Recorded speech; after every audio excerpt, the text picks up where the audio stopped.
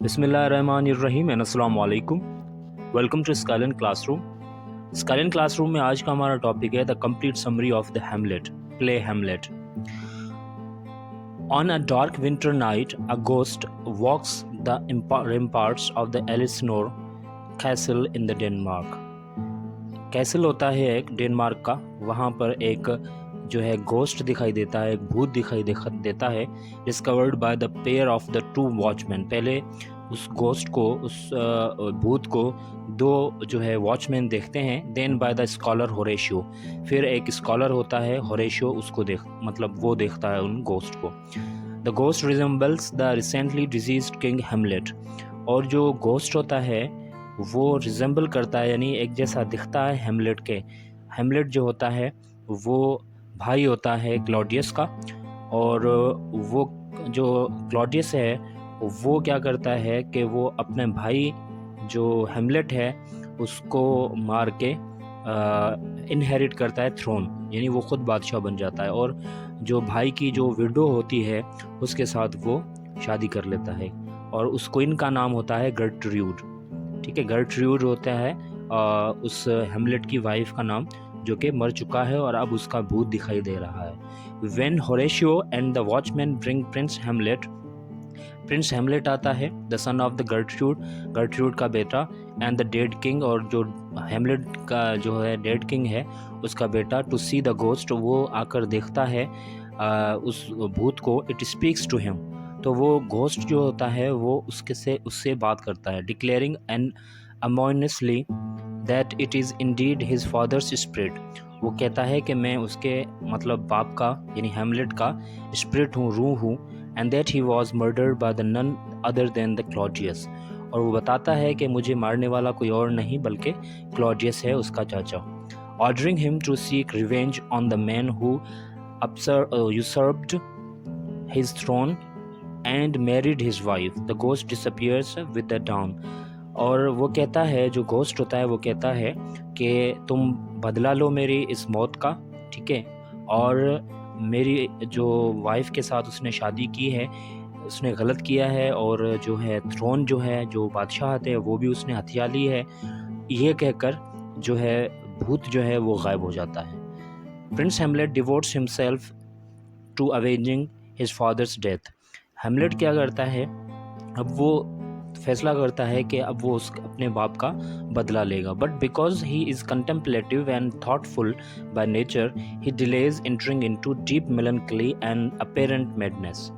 पर क्योंकि वो बहुत ज़्यादा सोचने वाला और बहुत ही एक सोच समझ कर फैसला करने वाला बंदा होता है, इस वजह से वो क्या करता है कि वो सोचता ज़्यादा है, जिसकी वजह से उसका जो बदला है वो डिले से डिले होता जाता है।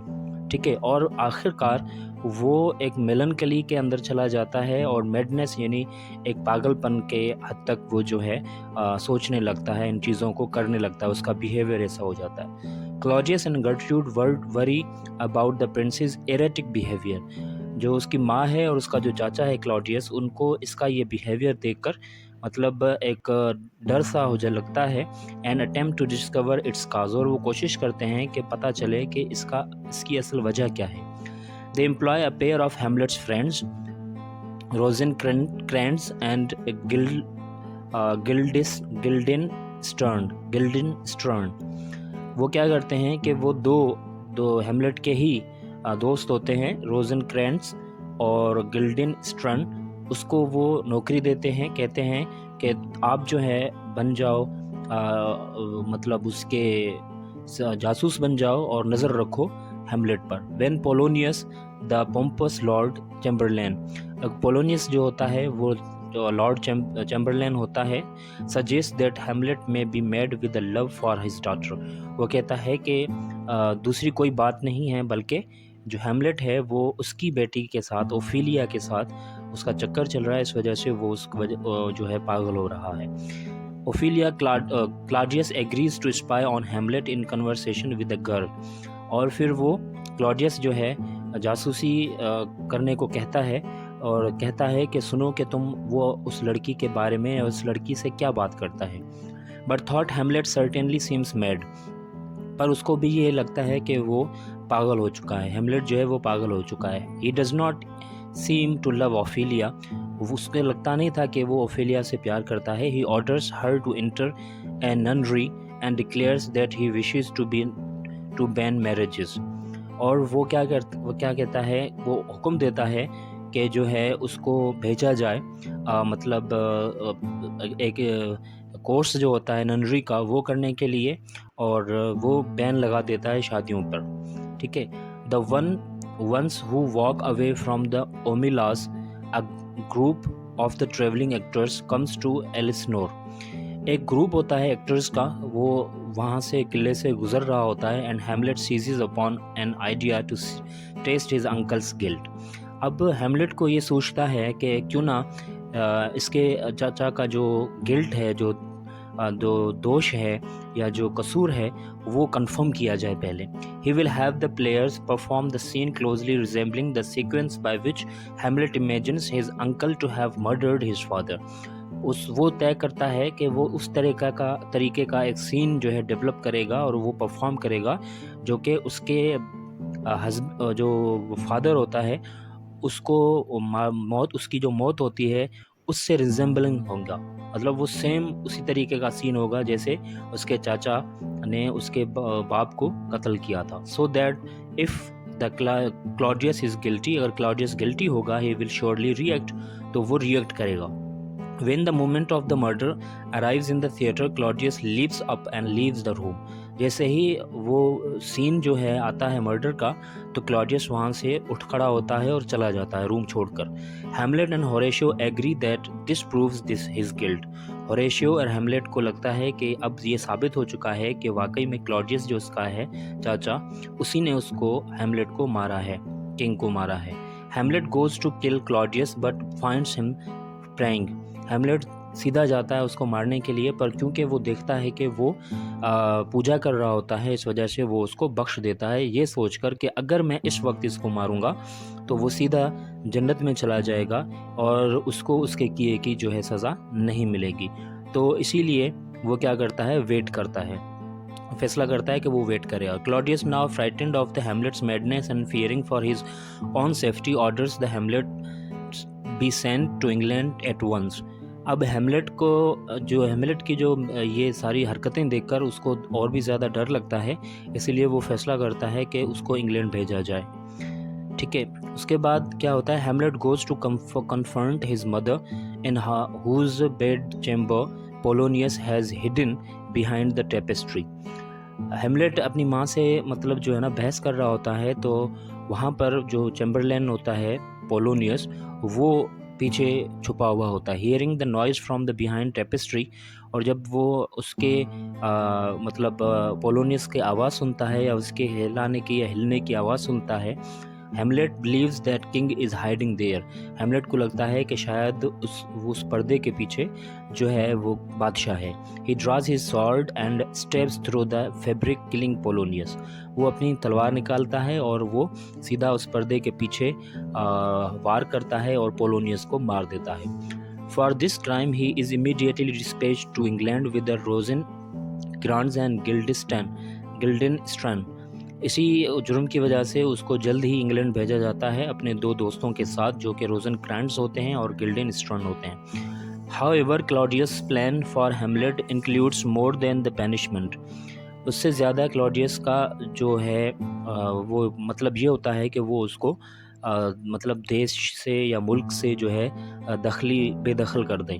As he has given Rosencrantz and Guildenstern sealed order for the king England demanding that Hamlet be put to death.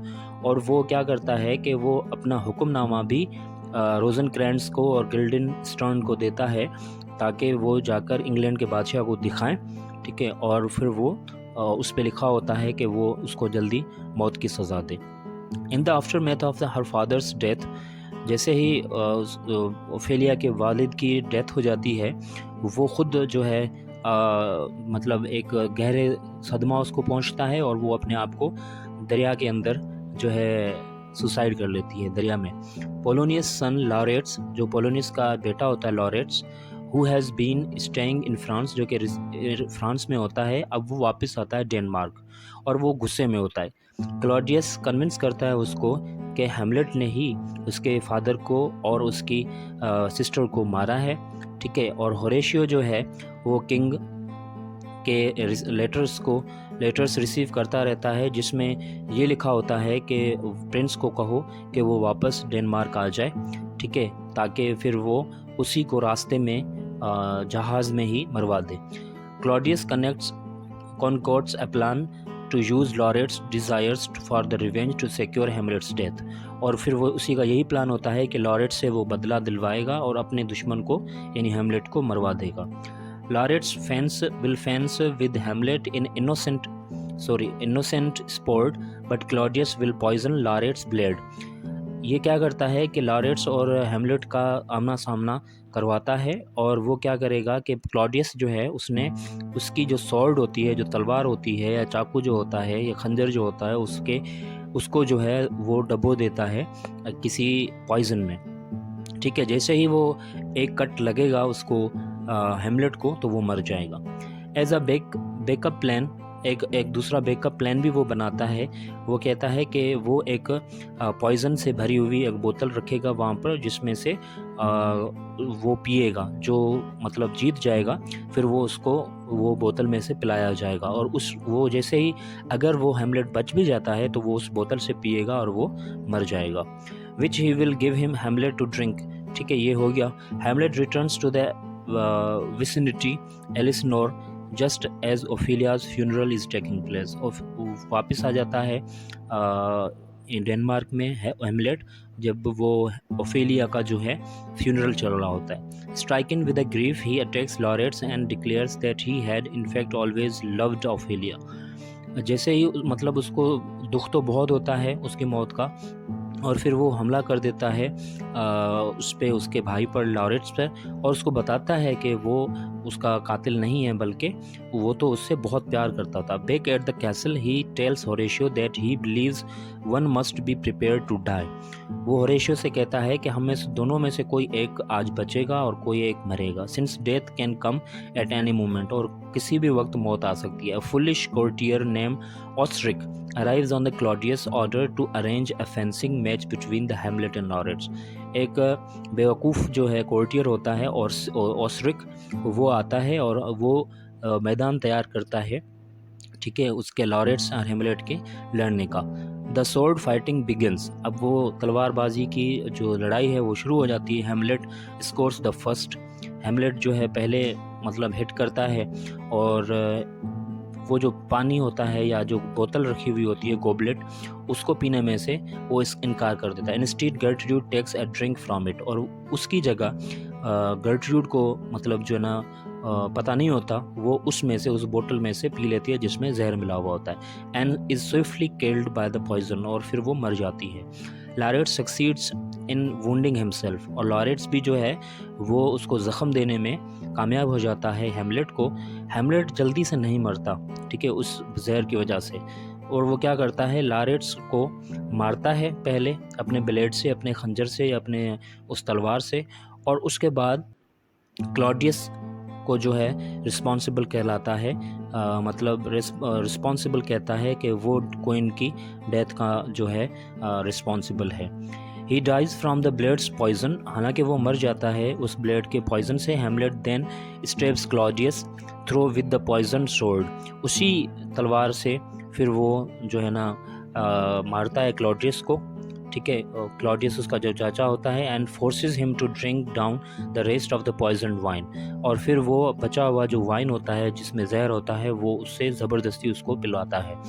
Claudius dies and Hamlet dies immediately after achieving his revenge, Claudius भी मर जाता है और उसके फ़ौरन बाद जो है हेमलेट भी मर जाता है। At this moment Norwegian prince named the 14 bras who has led an army to Denmark and attacked Poland earlier in the play.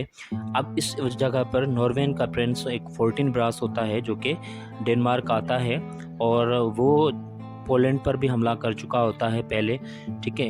इंटर्स with the ambassadors from England, और इंग्लैंड में दाखिल होता है। Who reports that the Rosencrantz and Guildenstern are dead. वो बताता है कि रोजनक्रांस और गिल्डेनस्ट्रॉन भी मर चुके हैं। Fortinbras is stunned by the gruesome sight of the entire royal family lying sprawled on the floor dead। फोर्टिनब्रास जो है वो सबको ऐसे एक शाही बादशाह या शाही ख़ानदान को ऐसे मरा देखकर वो मतलब परेशान हो जाता है या दंग रह जाता है। He moves to take power of the kingdom, और वो बादशाही ले लेता है, यानी बादशाह बन जाता है। Horatio fulfilling Hamlet's last request, और होरेशियो जो है वो उसकी हेमलेट की आखिरी जो इल्तिजा है उसको पूरा करने के लिए tells him Hamlet's tragic story, Hamlet की अपनी जो स्टोरी बताता है उसको फोर्टिनब्रास को। Fortinbras orders that Hamlet be carried away in a manner befitting fallen a soldier, और फोर्टिनब्रास जो है उसको एक सिपाही का दर्जा देता है हेमलेट को, और उसको मतलब उसी तरीके से दफनाता है।